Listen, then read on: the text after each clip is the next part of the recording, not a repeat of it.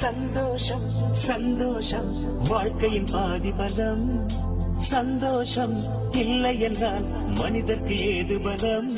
புயல் மையம் கொண்டால் மழை மண்ணில் உண்டு. எந்த தீமைக்குள்ளும் சிறு நன்மை உண்டு.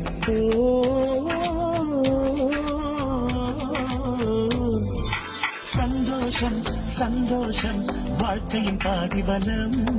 சந்தோஷம் இல்லை என்றால் மனிதர்க்கு ஏது பலம். புயல் மையம் கொண்டால் மழை மண்ணில் உண்டு.